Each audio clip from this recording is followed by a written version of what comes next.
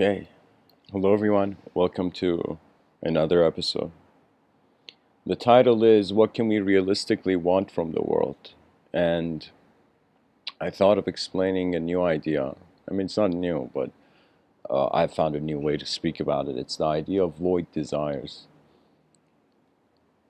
Now, let us think that we have, in some sense, just appeared. That means we have teleported into manifestation. That's pretty much what awakening is. It kind of feels like teleportation. So, an awakening, we have awakened to the world as a player in a game of our own interpretation. And so, what can we realistically want from it? That means, as whether we have a materialistic perspective, whether we have an immaterialistic perspective, what can we want from this setting, from this landscape?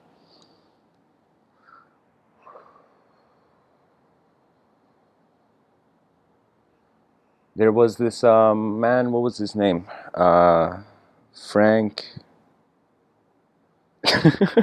Just some dude named Frank. No, um, no, it wasn't Frank. It was Franco. Franco.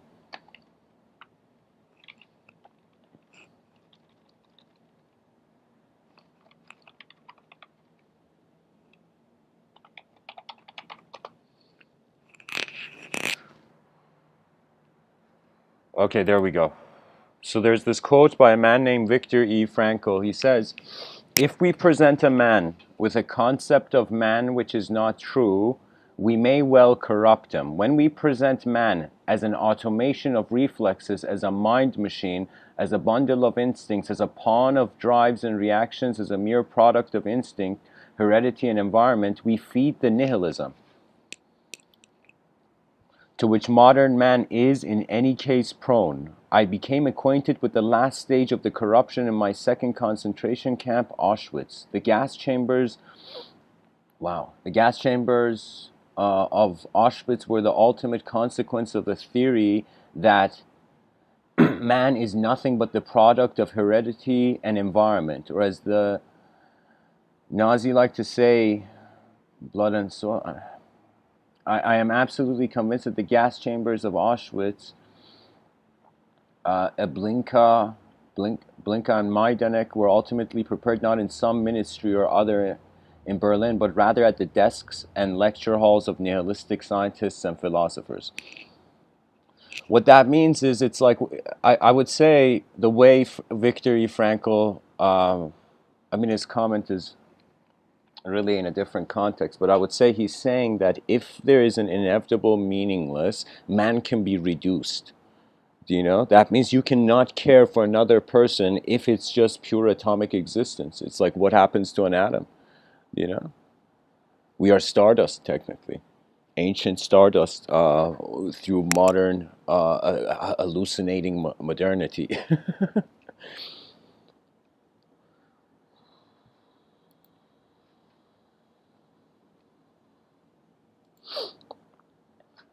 The point is, are we seeing value in the system or are we not? When I say what can a person realistically want from the world, it's based on what you see out of it.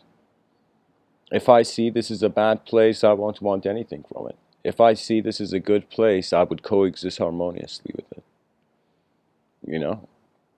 And it depends on what people want, you know? There was a scene which I feel a lot of men totally resonate with in the Notebook. I think it was in the Notebook or something where the dude's like, "What do you want?" And I think that is the thing, that in this life, what we want suggests where we go. So it has to do with our attention. When I say what can we realistically want, it's actually with an incredible consideration for material nihilism. Why is that? Because when we're just stuff, how could we be anything else?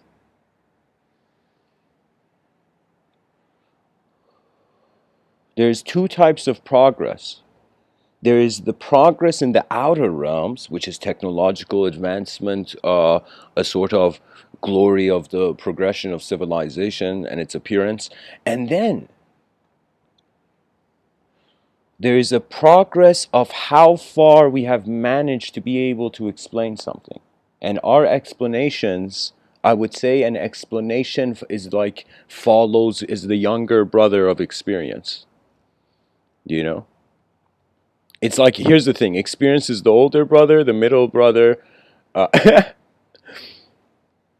or let me say it like this. It's like experience is the older brother, language is the middle brother, and matter is the younger brother, the youngest brother. And so we, the youngest brother, has more of a relationship. I mean, it depends. I mean, families are different, of course. But I would think something like the younger brother, the middle brother has a relationship with both. The mind that seems to be orchestrated in the linguistic ability of this creature that we are, it is between the unknown experience and the known realm, visible realm. So really what's going on is we've been thinking we're just stuff for a while, and now we're like, could we be more than stuff? You know? Could there be more stuff to the stuff?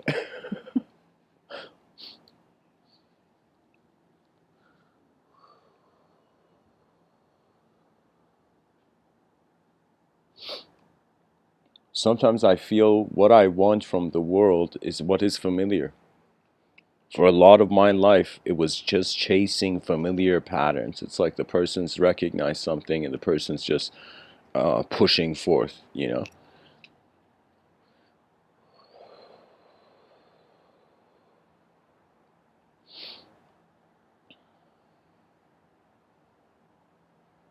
You know, the poet Rumi says, when I was younger, I wanted to change the world. Now that I'm older, I know better to change myself. So your wants from the world are based on which is changing first. That means if your sense of self changes and the world remains the same, you can't want the same stuff from the same world. But if the world changes, then the self wants it different, you know? If the world changes, check this out. If the self changes before the world, the self will feel like God. If the world changes before the self will feel it is being pushed by a force outside of it. It really has to do with identification with phenomena. That's what's been happening. You know, anytime a person has been asked on this planet, "Who are you?" That question is calling forth all the accumulated exposure of every memory, every experience. That means here's a great question: that if somebody comes up and asks you, "Who are you?" would you give them an answer of who you are now, or who you were yesterday, or who you will be tomorrow? Do you know, or who you were? Some people are so deep, you're like, hey man, so who are you? He's like, which lifetime you want me to talk about, buddy? You know? And let us find a way to realize that there was nothing wrong with nature just happening silently. This silent occurrence of nature, if the person finds some sort of contentment with it, it doesn't mean it gets rid of suffering, but it at least makes you know where the suffering is going. Because that's the whole point, guys. The whole point of the mystical practice, the whole point of creaturehood really is not for the creature just to be a gear in a cog in a machine. This creature is meant to discover the nature of its eyes. And our eyes are like the tree where its roots are in a soil we cannot see. You see, the story of world, you know, it's fascinating. There are people who fight for the story of the world, you know, and there are people who, in some sense, the story of the world fights. And if we can realize in the middle of just simple stuff in space,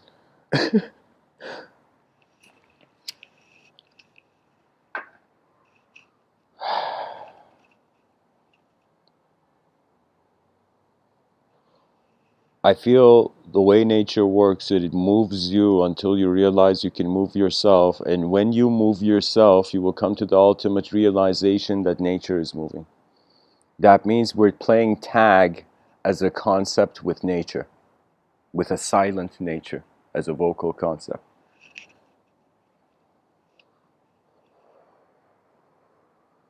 I have wanted many things, but the wants changed. That means the issue for me was not desire is a good thing or a bad thing. It was just like so many desires, which to choose. It becomes a hassle, you know?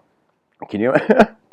The person can have a desire about anything. You can look at a tree and desire to climb that branch, that branch, that branch, that branch. You can even look at the empty sky and desire it to be a measurement. But really, that's the point of nature.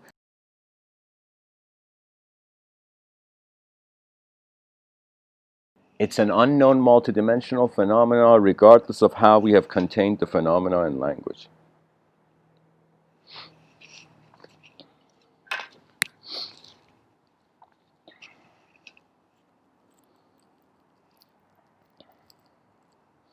You know, there isn't just foolish people. There is also foolish systems where people live in. And if the foolishness of the system isn't updated, the blueprints aren't updated, generations of smart people are going to live in stupid ways.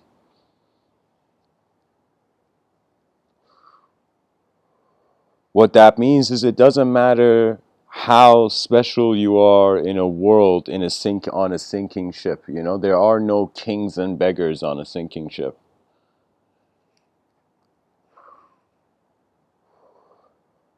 There was just life while it lasted. You know, in Zen they have a very intense saying, mysticism is not for the faint of heart. In Zen they say, I think it was Shunryu Suzuki, I could be wrong, but it was the Zen master who said life is pretty much, they asked him what's life, and he's like, okay, so you build a boat, and you get on this boat, and you paddle into the middle of the ocean, and suddenly it sinks. And what does that mean? That we have been so obsessed with the creative urge that we have not realized destruction is as natural as creation. That means any destructive person in history I see, something about how the world was moving caused that being to walk against the river, you know? This life is intelligent in the same way I would say that when the body gets, like, let's say you scar the body, you know, let's say your body, you get a wound and the body heals it. Nature heals it. Nature heals the disharmonious. Now, what can the person do when they have a wound? They could disinfect it, cover it up, and wait. And that waiting for the wound to heal is the same in the mystical practice, but it's not for a wound to heal. It's for insight that was here before your sight.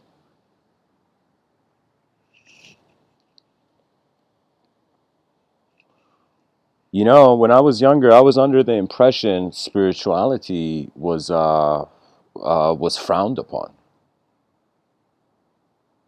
It took me a while to realize that is the only place where our imaginations can go. I want you to imagine that we, right now, were pure materialists, 8 billion pure materialists. You know?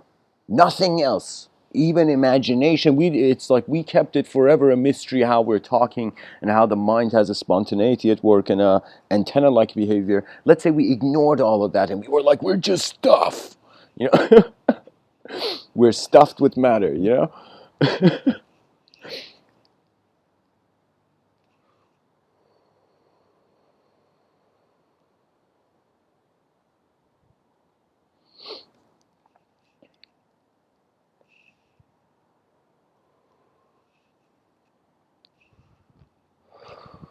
You know, many people, it's a very simple idea that most people know that sometimes you got to change yourself if you want a different result.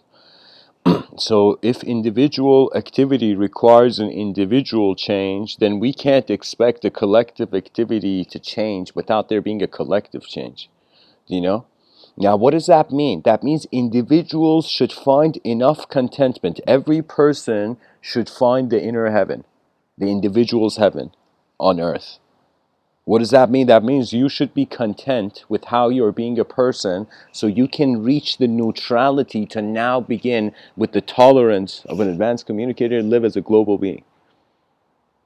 That means, believe it or not, ethnocentrism is not gonna be what's gonna. It's like the world peace is not gonna come from what we have in common, because it's never common. In common, it's gonna come from what we, in some sense, the uncommonalities we share.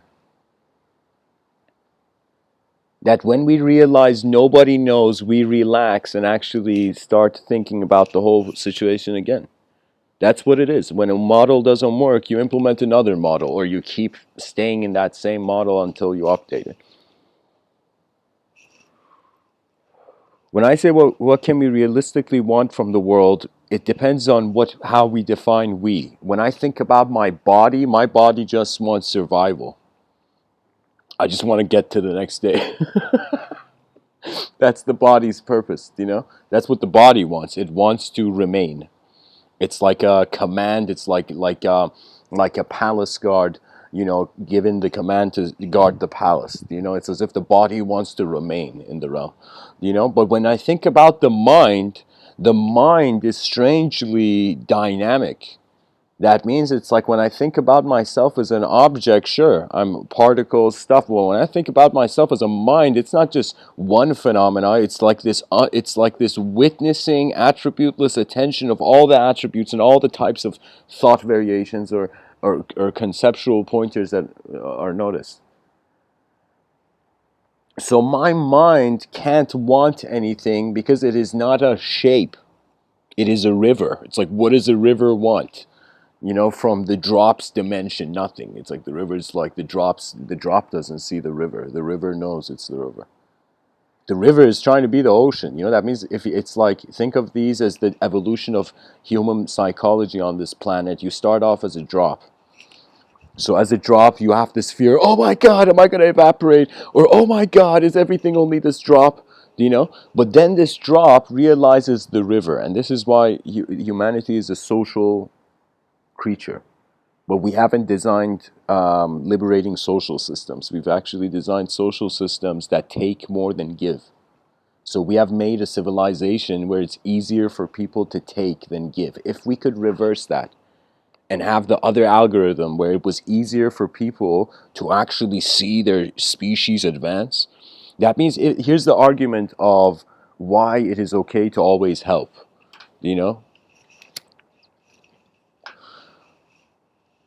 To help, or I would say, means that here's the person. Let's say somebody needs help. There's two people. One person can help another person, and a third like bystander just joins the discussion. Okay, and one person is asking for help from the other person, and the other person is saying no.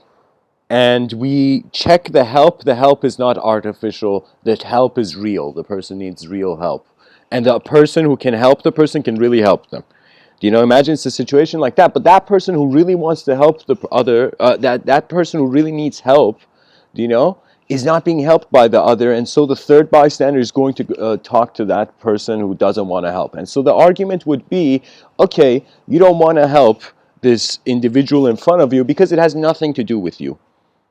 Right? It could be like that individual is in their own room of karma. I'm in my own room of karma. Why should I change lanes? A lot of people have this view. But let me tell you, if the person suddenly thinks, wait a minute, who is asking for help?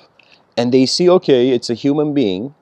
We realize all we have is the human species. We realize we're on a rock in the middle of nowhere. Help is to get the time, to pass the time in some way, not violently.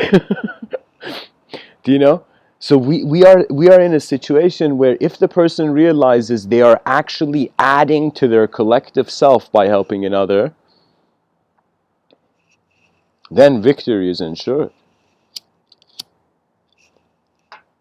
The moment people care maybe like 51% more than they care for the world more than their just individual self, they care for their collective world, That's how an advanced civilization gets built. If people don't go beyond that 50% ratio where they're like, okay, if I just live, it's only for my own eyes, but if I attempt to live or try to see that there is something here to do, you know?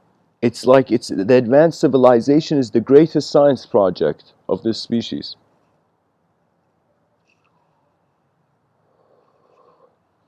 There's a saying in certain generals on the battlefield, they would keep this in mind, that if you want to get rid of the snake, you got to cut the head of the snake. And so we have to think that if we want to get rid of all types of human suffering, we got to aim for the ultimate suffering. And the ultimate suffering is the lack of recognition of our potential. That's it. If I couldn't see a better way something happening, I couldn't talk about it. You know? So I'm saying when we realistically think about the realm, empty rock in the middle of nowhere, 8 billion creatures on it, some of them perceive multidimensionality. They're technically living for their afterlife, and some of the people are living in life, but they think it's empty, so they're not technically living. They're just stressed, you know?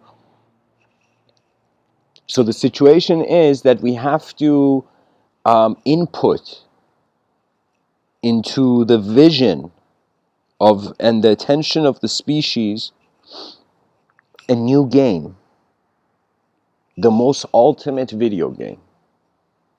A video game where we are all linguistic characters in. You know, I can fear the outer realms, but when it comes to the inner realms, there isn't even time to fear it. That means you perceive something in the inner realms, instantly your attention goes somewhere else, another phenomena is evoked.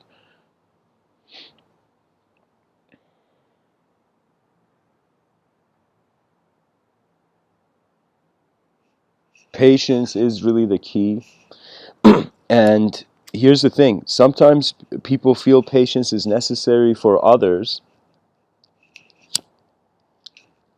to be patient with others, but I would say patience, if you see patience can increase the efficiency of every decision based on the seconds. I think if a person just doesn't do anything and 10 seconds tries to see as many angles to the situation, that's the whole point of patience. It's giving you breathing room. It's giving you an ability to watch the moment before completely concentrating the attention like a laser beam, you know?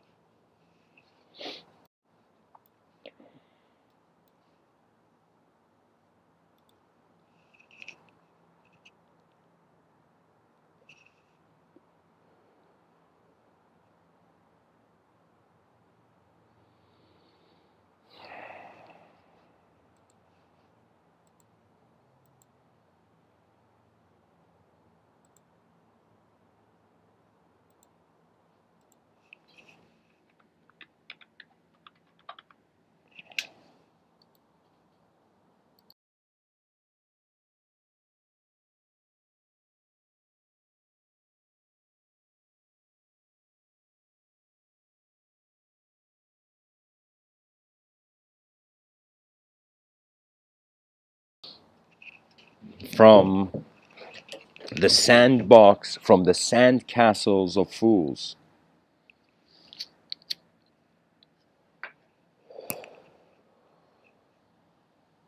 the advanced galacto-human kingdom will arise.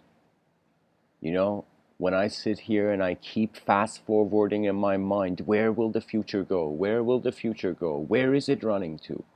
Where is everything heading? Aside from the void as an instant answer, it is the performance's peak. An eagle has dared fly into the sky, into the limitless sky. How far it goes is the meaning of its world.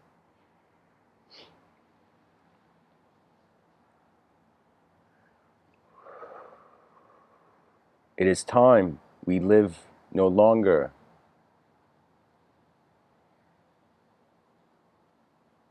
as an individual dimension-based body, we start living as multidimensional minds, our birthright. The imagination is no, let me tell you, the word imagination doesn't do it justice. It's way more mysterious. And what it is really is that you are like an instrument and your attention can activate. The way you pay attention to the moment and how much you actually don't exile your inner child from the decency of the realm.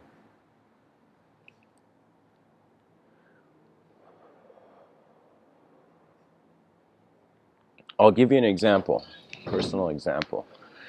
I have been smoking cigarettes for some years, and sometimes it happens, where I suddenly remember how I used to be when I was young, when I was a child, without the exposure, and emotions arise from the contrast of two senses of self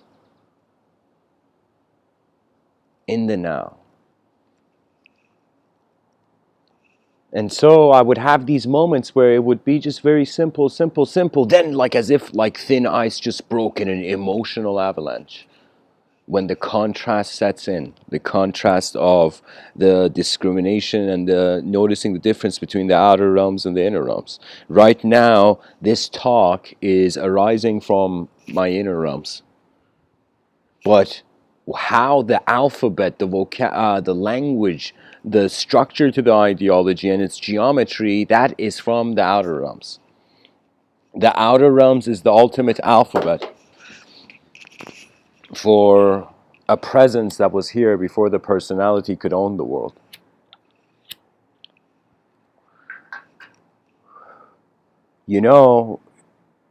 Terence McKenna spoke about the Gaian mind.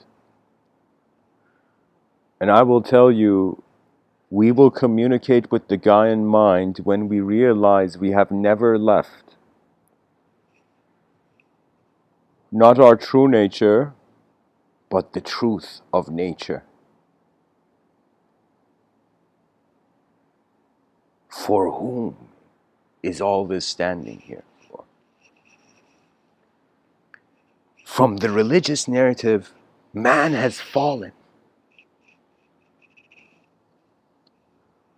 From the secular perspective, everything is man-made, even the idea of man, so nothing was there from the beginning.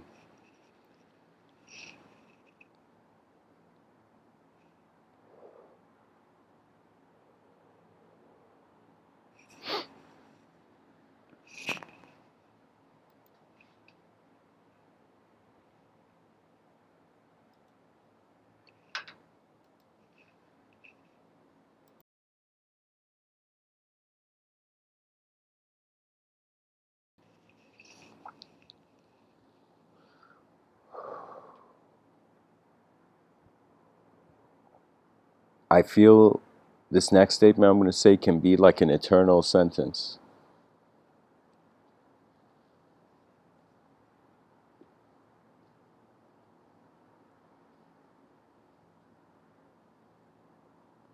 Fear not the unknown.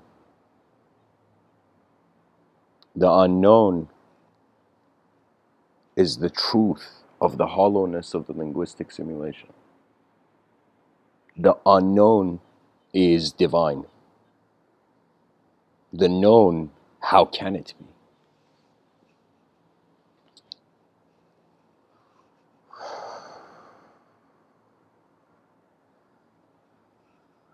I feel for the mystic, it's literally like the realm is like a film, and people is the realm. This like the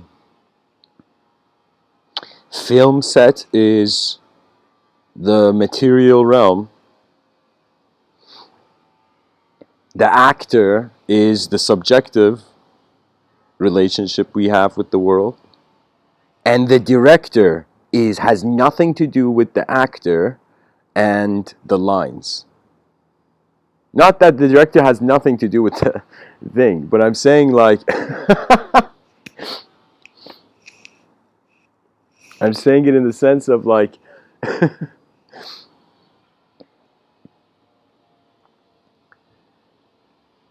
it's like once there is no ideological self, all that is just nature's trust. It's as if nature knows before man could not. And if man is true to his nature,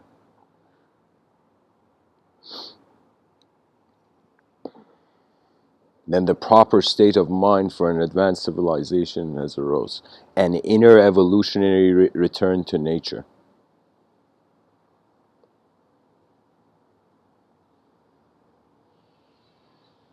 Where the linguistic technologies, inner technologies found in our inner realms are no longer becoming our subjective gods.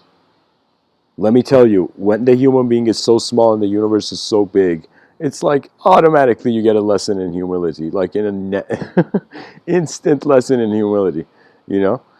And because it is big and so unknown, for the known, the exploration of the unknown is the only thing left. And because we're conscious that the ultimate exploration of the unknown is the advanced civilization. It's just to see how advanced we could be before the lights went out, before the candle melted, you know? How far could this light go? At what speed could this light travel? In what eyes could this light enter one day? And so, when will we stop climbing or jumping from every sand that falls from the hourglass to the next sand that's falling to the next sand that's falling in this sort of endless jumping through time, you know?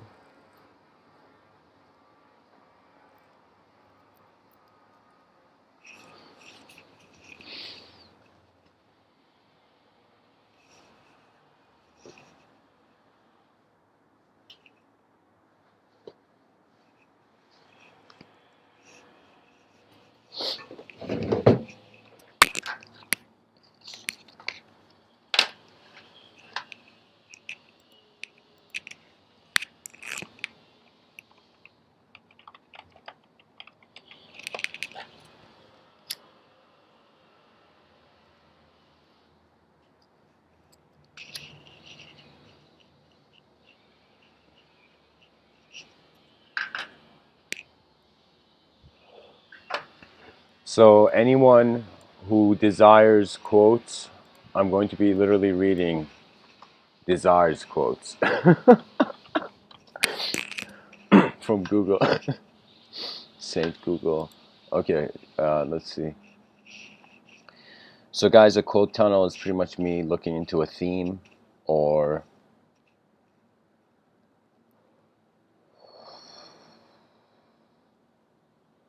just pretty much how people before their eyes had opened up to the concept, how their inner realms were evoking to the outer realms through language. Confucius says, the will to win, the desire to succeed, the urge to reach your full potential, these are the keys that will unlock the door to personal excellence. H.L. Mencken. On some great and glorious day, the plain folks of the land will reach their heart's desire at last, and the White House will be adorned by a downright moron. What the fuck? Okay, this. I thought this was an ancient quote, guys. You know? the half of the quote was like deep. The other half was political. You know, Plato says human behavior flows from three main sources: desire, emotion, and knowledge. This is very true. And I think these three are like linked. These are like points to the same shape. Where you require knowledge, you require to know something in order to have an emotion or desire about it, you know? In order to have an emotion, you should have a desire for things to change or not to change, you know? They're correlated, I find. Napoleon Hill.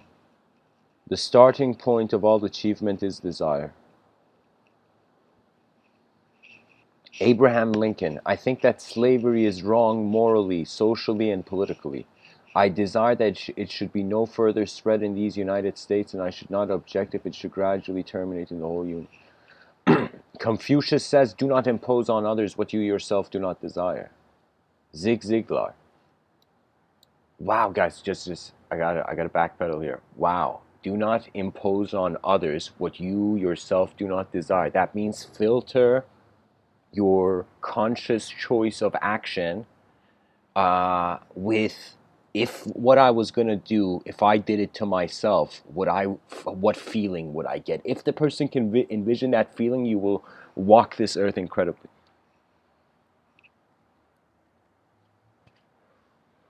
This is the secret to proper communication. This quote from Confucius.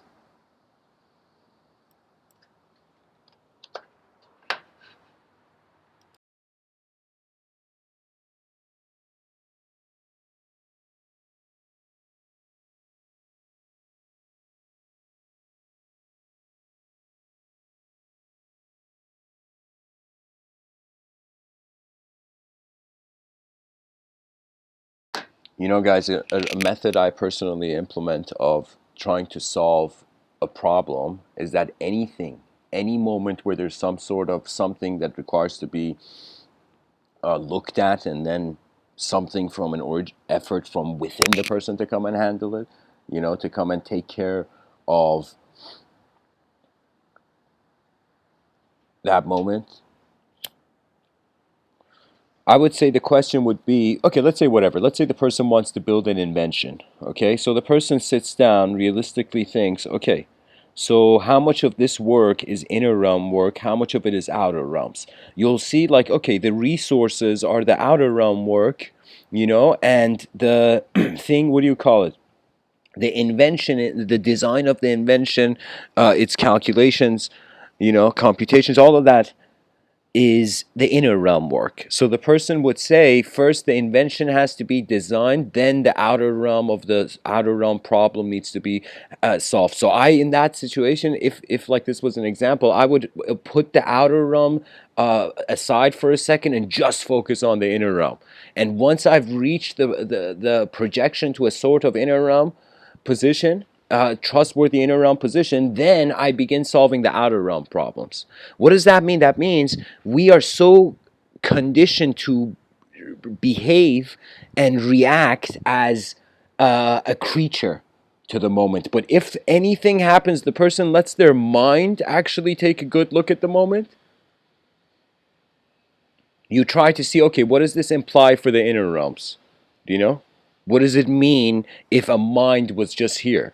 That means think as if, like in the Vedic, in Vedic thought, you gotta see, they see it as if like you've been endlessly reincarnating. In the Puranas, there was this dude who, like, this yogi it's like, it was nothing really, but he had lived through 7,500 apocalypses.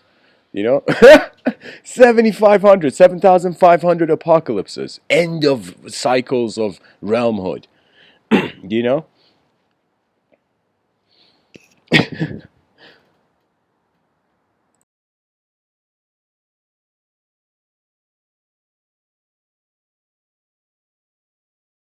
If the person learns to live as a mind, they will enjoy their ability.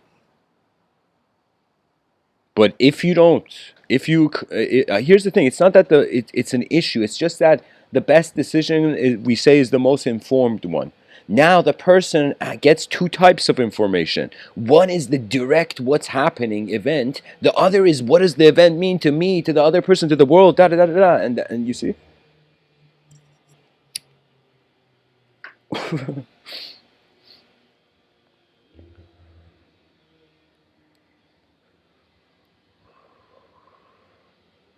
Do you know an advanced civilization would honor silence and stillness? That means people being slow or being still and silent are no longer dishonored. Do you know? lack of industriousness and productivity, I mean, that's another dimension of discussion. But I would say it's like there is nothing wrong with just being here, but it's better if you do things while you are something. You know? That means it's like meditation doesn't mean sit somewhere and be nothing forever.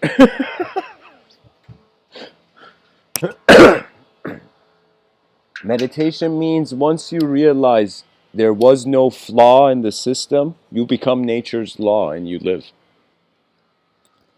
You live with peacefully. Peacefully means it's full of peace, means there was nothing incomplete to how the whole system was happening. It was neither the nihilist was wrong, the solipsist was wrong.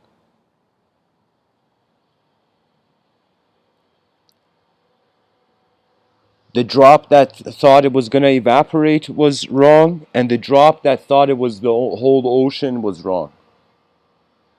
And what it is that we are a known self and we are studying phenomenology in known ways.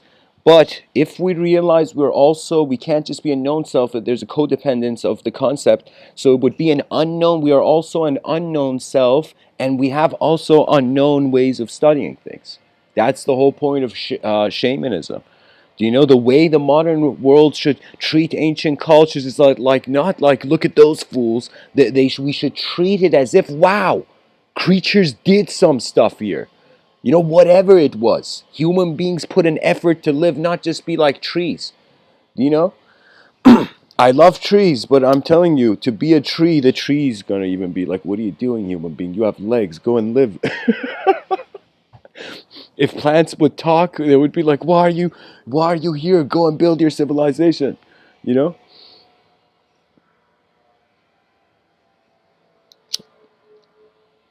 The unknown self is technically an inseparable intelligence without the whole system's unknown happening in an unknown way.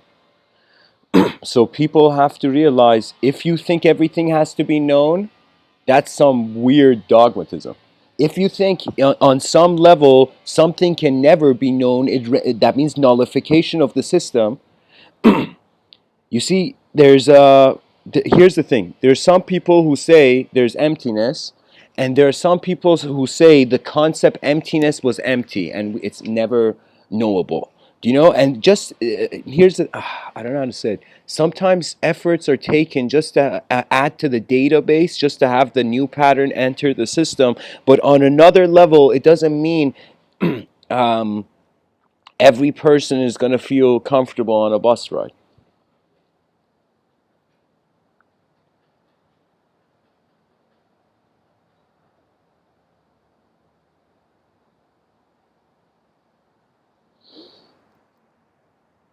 I think we have been under the impression it is possible to speak about order without a reference of chaos. We have thought it's possible to speak about chaos without a reference of order, you know? And the mind that notices chaos, one can say, is too of chaos. This is where the person can lie to others, but no being can lie to what they're being.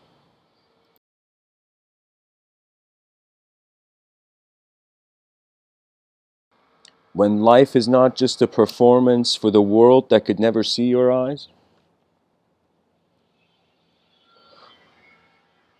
your real eyes roar like a lion that never knew what the concept of sheep, like the concept of sheep didn't exist. It's like, what sheep? Who has time to be a sheep? Yeah.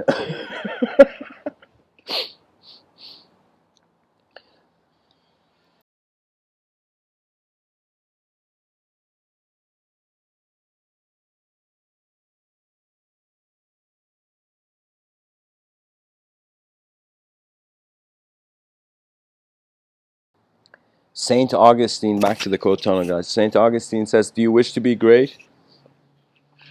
Then begin by being. Do you desire to construct a vast and lofty fabric? Think first about the foundations of humility. The higher your structure is to be, the deeper must be its foundation."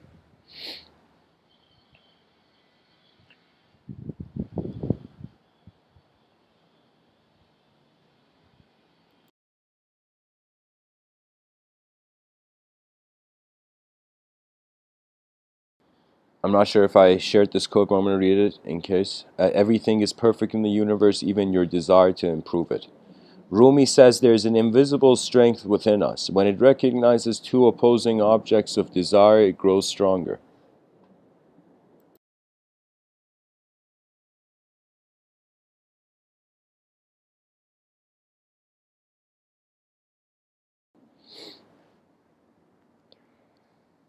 Albert Camus says man wants to live, but it is useless to hope that this desire will dictate all his actions. Henry Van Dyke says to desire and strive to be of some service to the world, to aim at doing something which shall really increase the happiness and welfare and virtue of mankind.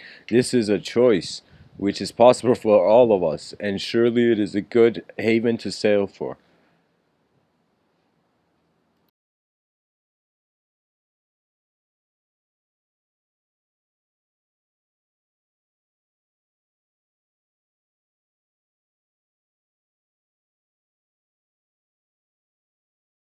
Guys, this next quote is epic. It's from Robert Baden-Powell.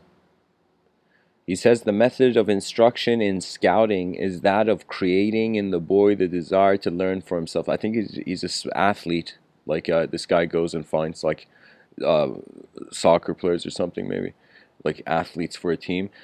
He's saying that that's the most important thing. You would say all the greats, all the great footballers, they had their own style, a style that had never been seen before.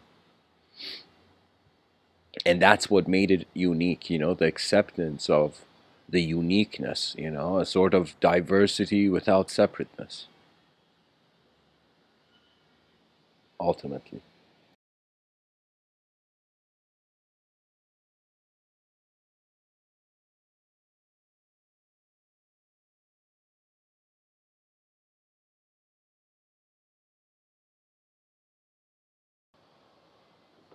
Neil Armstrong says mystery creates wonder, and wonder is the basis of man's desire to understand.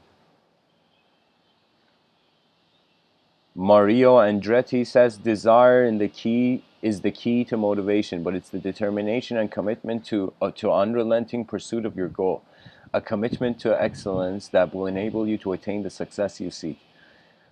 Guys, passion comes when you feel the ultimate is accessible. So if you can find an accessible ultimate passion, or a sort of, or let me say, you find an accessible ultimatum, then the commitment and the determination all comes because the prize is too big. Do you know? Like, it's as if, like, when I was thinking about, does it make more sense to build an advanced civilization, or everybody becomes selfless, non-ideological, just we all go in nature and we forget about this. And I was like, no, it's like an ego to be selfless in a world that needs the selves to make it advance. Needs the self to make it advance. A beehive doesn't appear out of nowhere. The most basic tactic is that the bee follows its instincts. I mean, the bee doesn't really. I would say it's just like we have to wonder about the hive mind, and I will tell you something very. I'm just predicting it. It's kind of like I think it's going to happen. That the hive mind is going to become built in cyberspace first. We're going to find a way to actually experience the advanced civilization visually before we actually build it.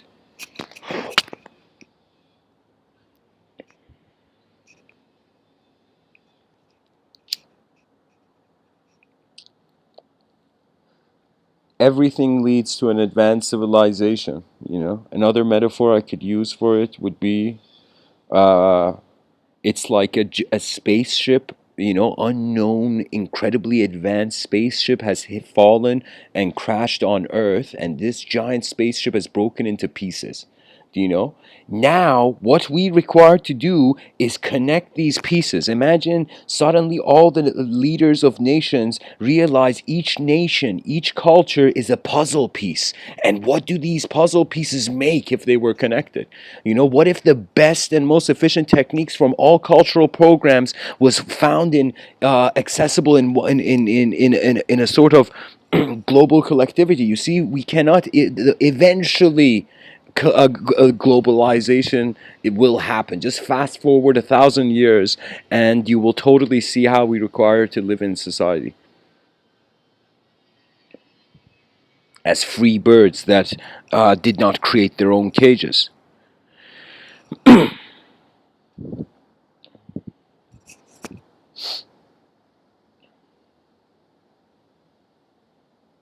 Mario Andretti says desire is the key to motivation.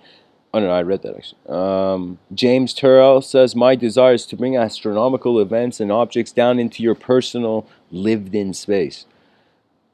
Mighty endeavor. Saint Stephen,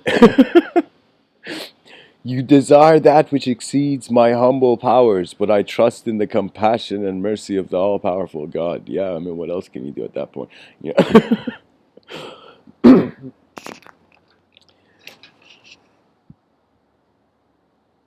It's like they asked the religious person. It's like, you know, the religious person said, "I love God," and they're like, "Why?" He's like, "Buddy, do I have a choice? God is everywhere, everything, all the time." It's like, what do you want?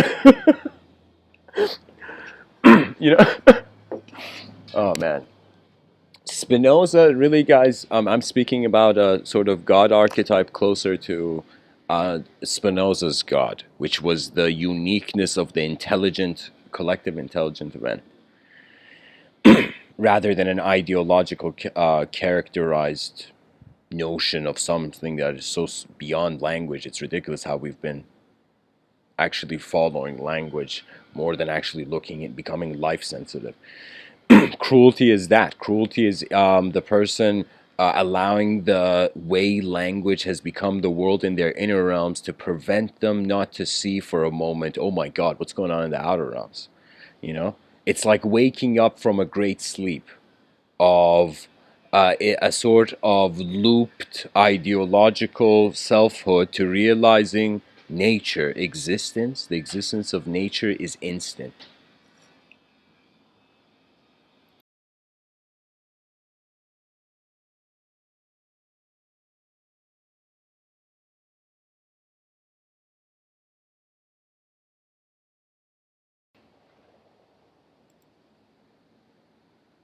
William Shakespeare says, desire of having is the sin of covetousness. Shakespeare says it is not strange that desire should so many years outlive performance. Wow, wow, wow, wow, wow, wow, wow, wow. How deep was Shakespeare? Guys, I think I've found my most favorite Shakespeare quote of all time.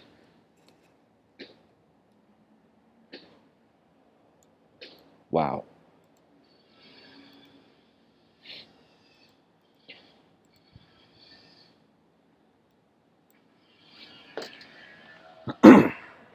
You know, I feel in the future, if there, let's say in 120 years, if there's the development of cyberspace realities, history will be animated. We will be able to, in a cyberspace way, relive history consciously rather than unconsciously.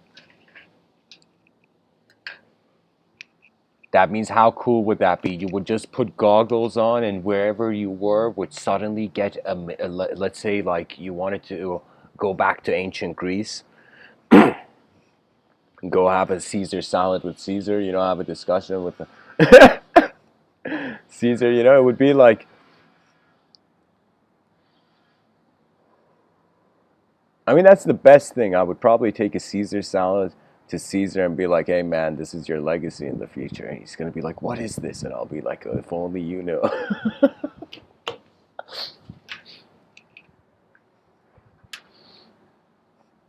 I will tell you the reason is because, like, for me, there was a uniqueness to that vibe where the gods were still alive among men. Now the gods have become our the nations of the unknown nations of images. You know, for me, I entertain the Jungian view on like Carl Jung was asked, "Do you believe in God?" And you know what his answer was? He says, "I don't," but he laughs like, buddy. He laughs like this guy, like as if like the interviewer. It's like, what is the interviewer doing? And so Carl Jung has this like inner laugh. I would say inner kind of sigh laugh. And he says, "I don't believe, I know." Carl Jung, all psychologists in the world, one of the greatest advanced communicators on this planet. I would say even pilot. But he would, excuse me, Carl Jung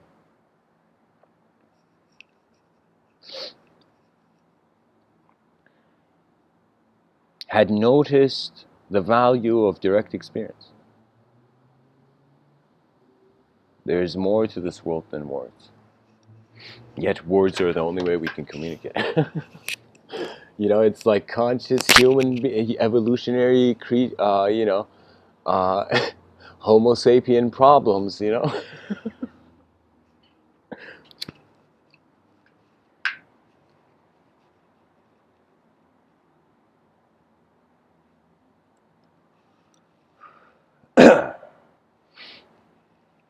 And what would avoid desire be? Let me comment on that before I end. Avoid desire is walking, for example, in a shopping mall. Your attention sees endless objects behind glass windows and is probabilizing, is seeing probabilities of your own self with the object. That means anytime I've seen a jacket, I've wondered how does that look on me. Like in my inner realms, I've seen myself wear that jacket. Then I've cared enough to go and touch the jacket to see how it actually looks. You know.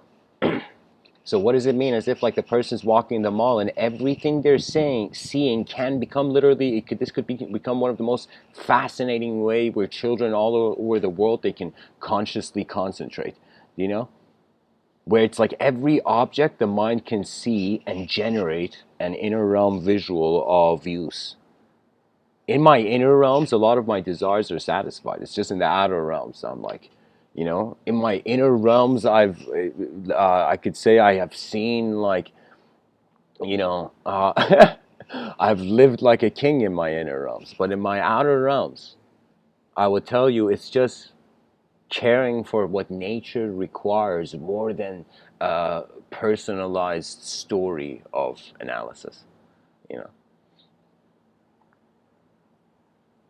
Ultimately what it is that the whole judgment game and the finger pointing game of right and wrong uh, exploration will go away, and it will just become we are a species in the void, information allocation on a massive level. you know in the inner realms anarchy is okay to be equated into freedom, but in the outer realms it would become ignorance of why our ancestors breathed to get to the next day. I will tell you, it's Mr. Within is here to say the legend of the castle in the sky should not be forgotten. It's like right now, I will tell you, my whole life has been like the archaic revival of this vision, seeing its significance, you know?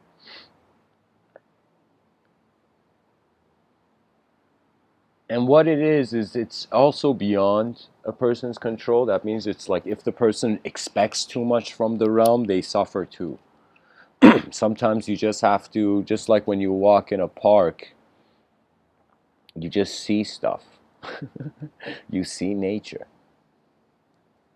And if you realize that what is seeing nature is also natural, as Ram Dass says, when you embrace the tree, you are the tree. When you embrace the advanced civilization, you are the advanced civilization.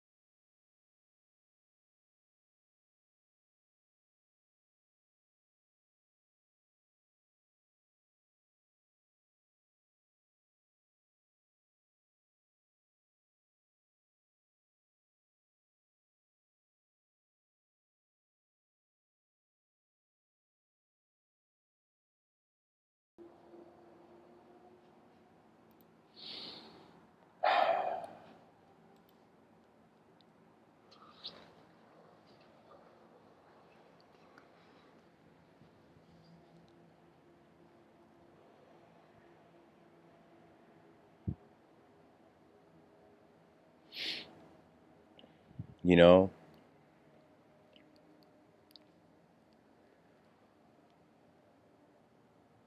When we notice the end, that is freedom. Because you notice where it is going. You notice that whatever simulation, whatever linguistic simulation, whatever way your mind projects this realm, it will end. It will meet the void. All will meet the void one day. But the point is that now we are alive. We are not to be the void. And it's the effort of the living and the effort of the conscious. And it's like these winds. I would say it's like we don't realize it because we don't see how the subject is not an object. What it is if you were to look at what is motivating 8 billion creatures to have come this far up to 2020.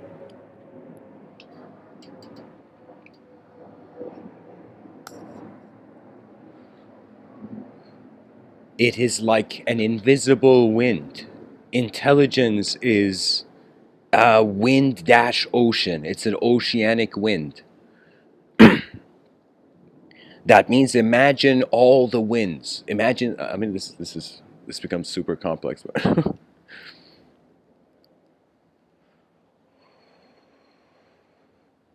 when humanity dares to see the new, we have already stepped into the advanced civilization. That's it. Care for the new. What greater instruction could there be? We either build hope or we watch ourselves break hopelessly. That's the effort of human living, the imperfect effort for perfection, towards perfection. For why else would the void be here? I can understand the purpose of man is to be temporary, but when I think about why should there be forces of nature?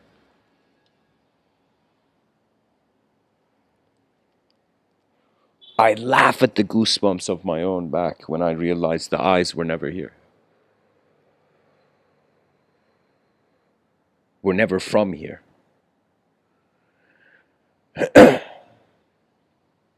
We are nature's secret that can now look at the mirror. The divine has never been on ink on a page. The divine has been the one looking. And you know, I will tell you, this is an anger. I would say it's a temporary, it's an inner realm anger that I would authorize. I would say I've found helpfulness. It's an irritation. It's getting irritated by the slowness of the efficiency that you in your inner realm see. That means it's like if you live as a body, yeah, you're gonna stumble because everything is like, there's no order being given into the elements of a chaotic system just floating about. But if the person begins giving order, which is the whole faculty of consciousness, and we realize that all language, all concepts, all shapes, colors, everything that we have classified, it's like an invisible layer upon the world. It's as if we have covered the world as a subject.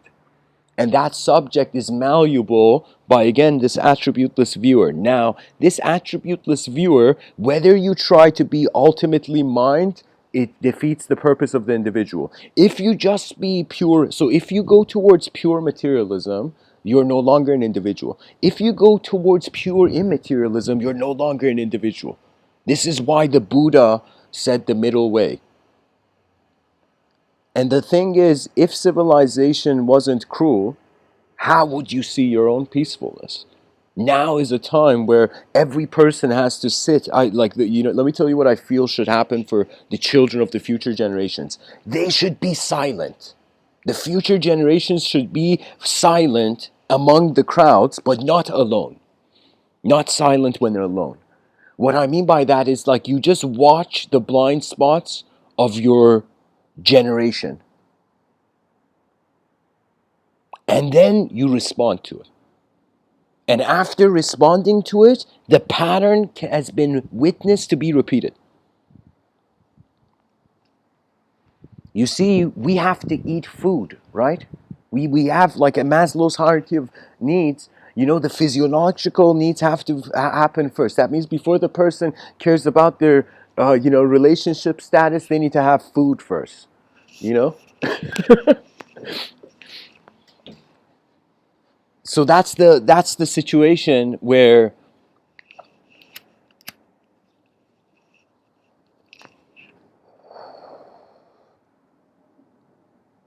sometimes the physical problems have to be solved before we can even attempt the psychological problems. That means like it's like here's the thing. If whatever.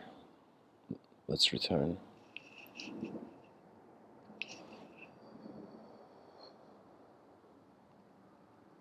It's like getting angry at your own uh, um, impossibilities. It's okay to get angry at the impossible.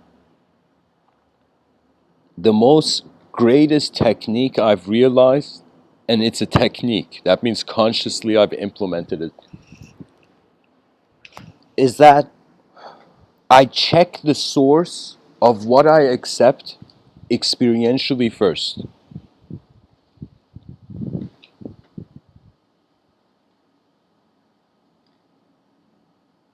That means if somebody says the idea of gravity, and then I mean, nobody needs to do an experiment for that, but I would say, but let's say you would do the experiment and then you have an awareness of how the source,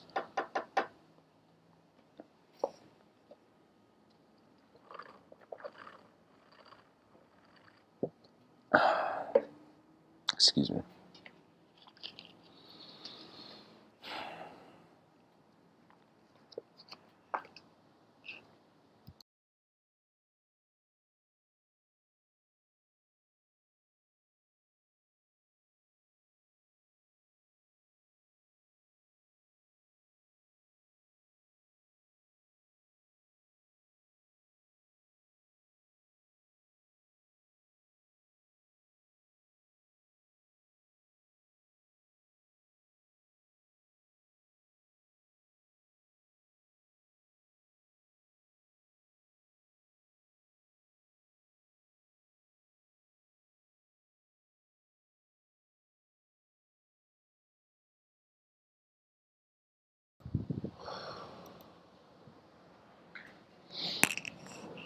Sorry guys, I got interrupted here.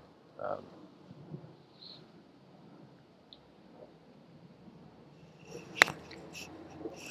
Here's the thing, if you care about efficiency more than inefficiency, you tend to win 90% of the time. But you have to care. And that care means effort. Every person has to practice concentration, or the yogic sense, it would be single. What was it? Single,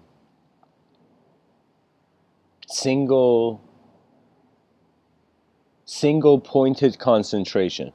The person has to have an ability to look at something and only see that.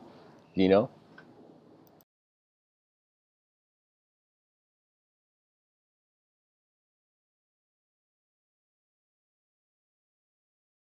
There's a story about Arjuna, um, who Krishna in the Bhagavad Gita comes to and has a dialogue with.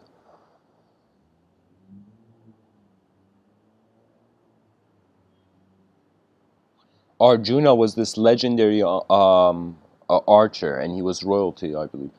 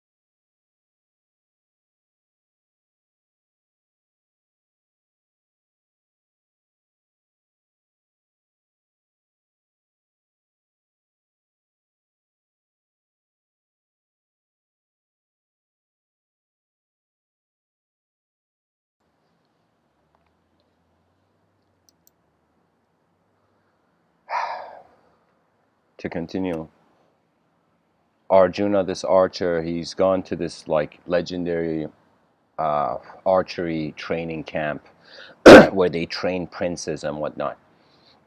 And so there's this next level archery instructor, and there's a lineup of these different archers, and Arjuna is one of them. And the first person goes up, and they place like this kind of, I don't know, clay duck, clay bird on the branch, on this branch, right? And so the trainer, the head archer, looks at the first prince who's come with his bow, and he says, "What do you see?"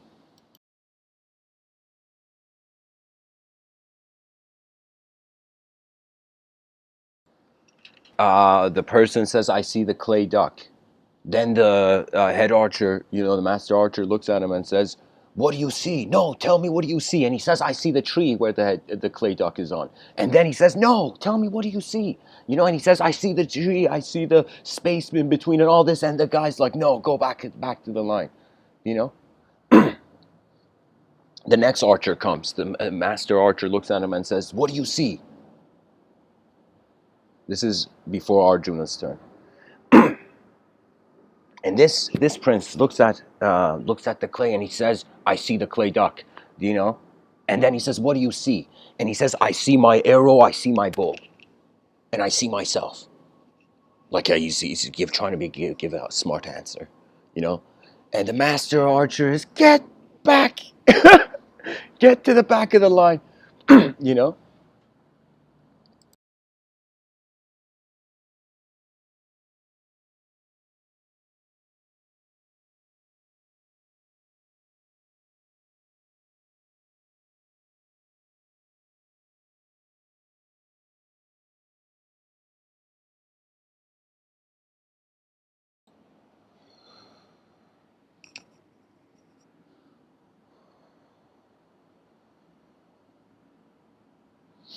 Then it becomes Arjuna's turn.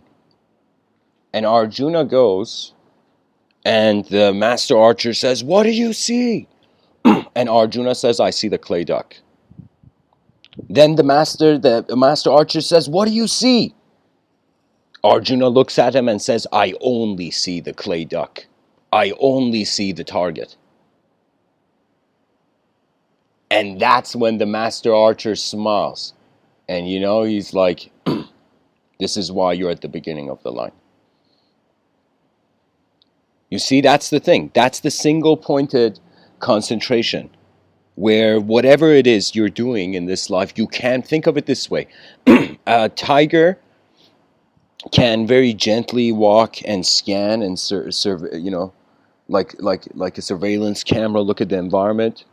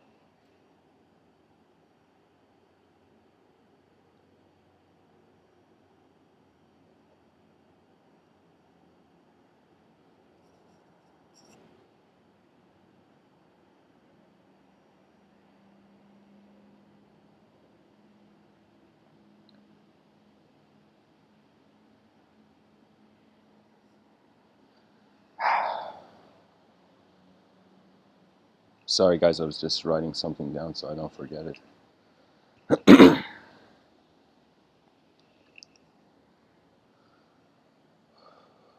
Your attention is as natural, being a mind is as natural as being a body. Do you know? And so if it depends on who you are as a person. If you see matter being in the causal, imagine there's a causal position and an effectual position.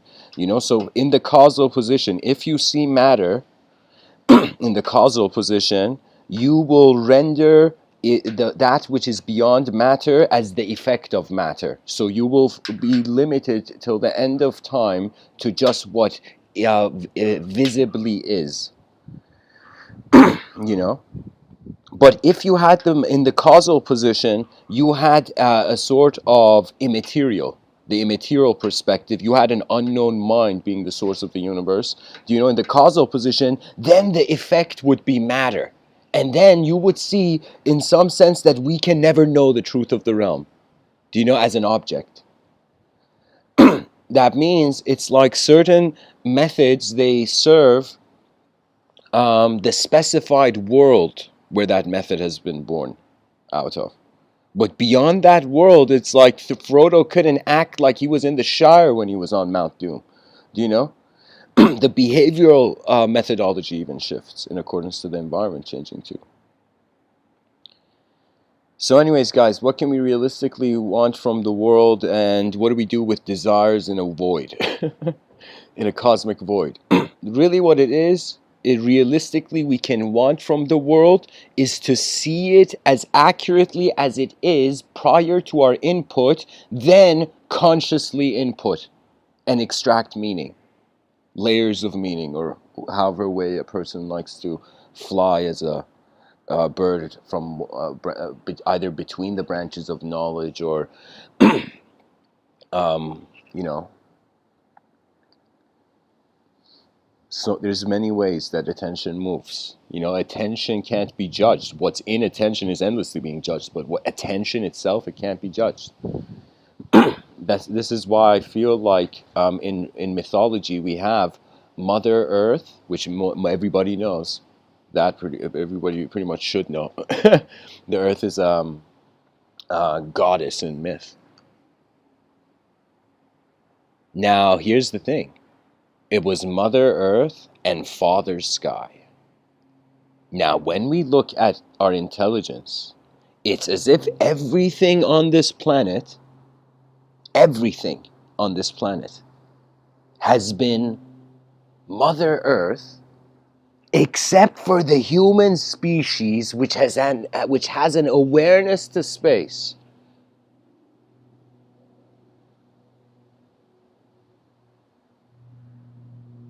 That is supreme.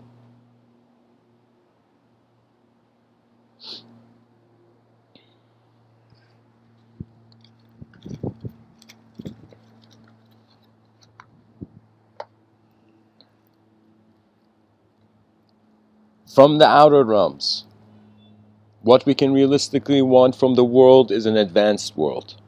And to see what it's like. That's the only argument. It's like end of argument right there. To see how advanced we could be is the honor of collective living. It's a beautiful, selfish, simultaneously collective honor. It's the win-win future.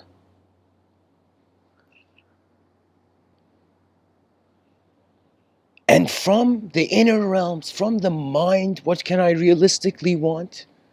It's as if you are attention, and every day you wake up and the realm changes.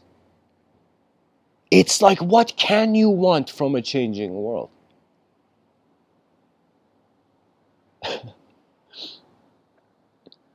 What can the mind want from a changing world?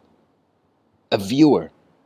I would say at best it is the smile of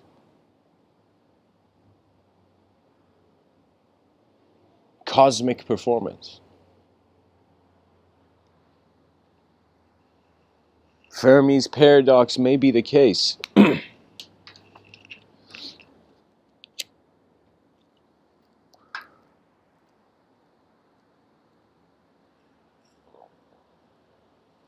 But the universe is witnessing itself.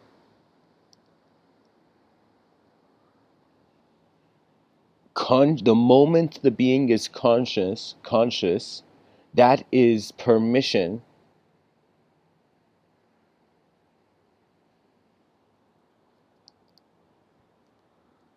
in universal awareness.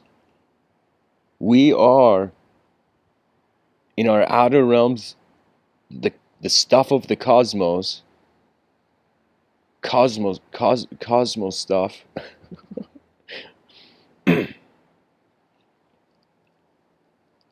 cosmic stuff, but the mystery of the mind,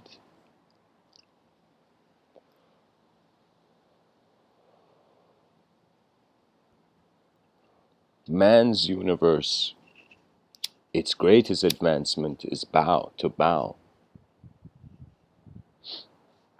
to universal intelligence. It is the true teacher. I mean, nature is way more fascinating than a discussion. A lot of in these talks, I'm telling people that if you look at nature one more time, perhaps you will realize time doesn't have to be a statue in your mind. The concept. In the inner realms, for me, it's just pretty much watching the whole moment, notice how it's happening.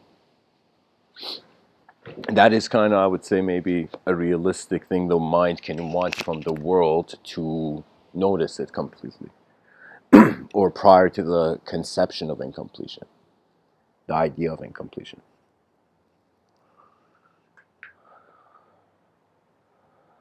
Anyways, I hope this episode was helpful. Something I would like to say about the person walking in the picture. I don't know who drew this. Whoever's a fan of these talks, please find the artists, and if you can give them credit, if you can tell me, I can adjust the details. But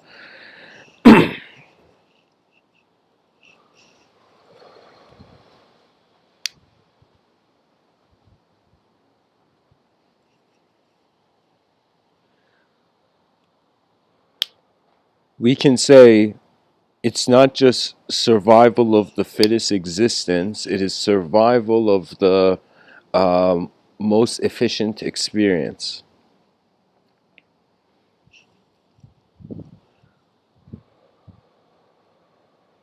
Because we can, just by looking at how a desire influences a collective system, guys, we can say how desires can have a negative, like there's a reason these yogis were talking about desire, you know? Because imagine a collective system's desire becomes the mob mentality. How scary is that? It's like a monster set loose in the streets, you know? A blind monster. Imagine a giant with a box on its head running in the streets. Like, how dangerous is that?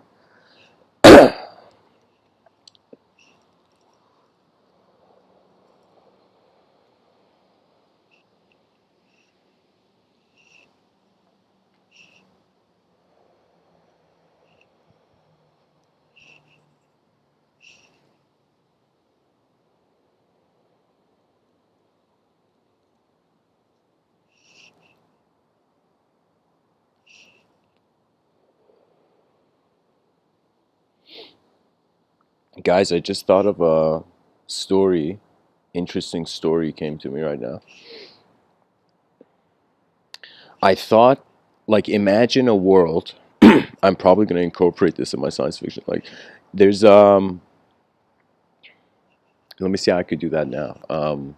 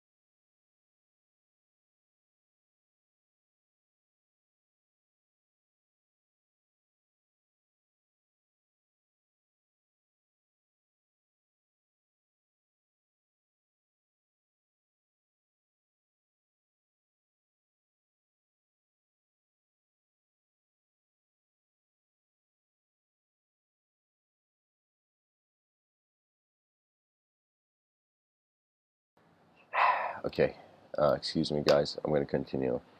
Pretty much the imagery is, imagine there's a universe, you know, a world that's just being raised, let's say after the 1700s or something, you know, and from the 1700s, let's say in this world there's a giant. There's this massive giant that has appeared, and this giant has a unknown box over its head, and this giant is huge and it has endless hands. It just has a ridiculous amount of hands. And this giant, it only has 2 legs but endless hands, and it is running. It is just running on the streets, and it's huge. Because it's huge, this giant is bewildered. Huge, huge giant. And humanity is watching this, and because this giant has a box on its head, it's not controlled, you know? And the reason it has so many hands, because nobody can take away the box. People have tried and failed. Do you know? So it would be a situation where there's this a blind giant just running all over the planet, destroying infrastructure, whatever it just steps on and destroys. And humanity has been tormented by this blind giant. They have just been endlessly relocating. Pretty much human existence has become runaway. And the giant sometimes would make random movements or whatever, you know. So human beings eventually, in this context, in this story, what they do is they realize that there is no way they can actually get the giant. The moment they try, the giant is so freaked out, there's no way they can do anything. And the legs of this giant are so huge, and because it's running all the time, it's impossible to stop it. The giant is just huge. That means, and as this is happening, what can these people do? Let's say the giant is maybe like, I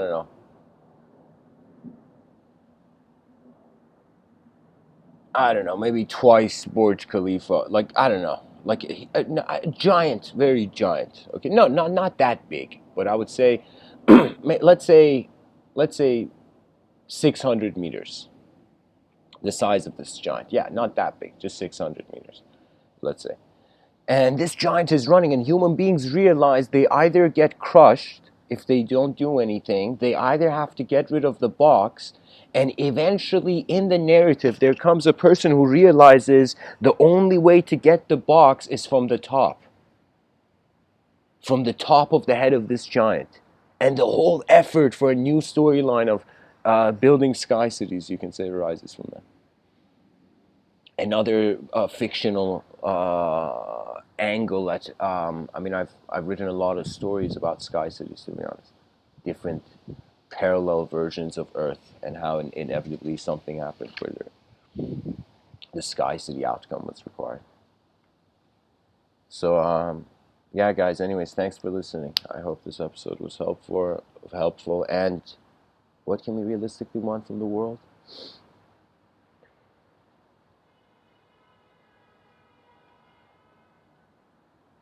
To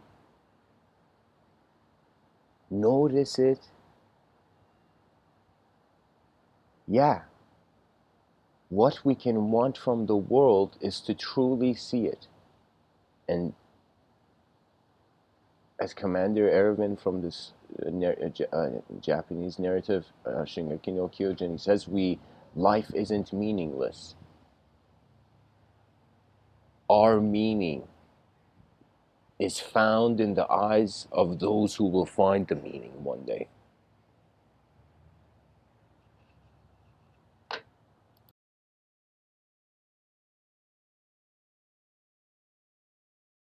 So anyways, guys, thanks for listening. Blessings.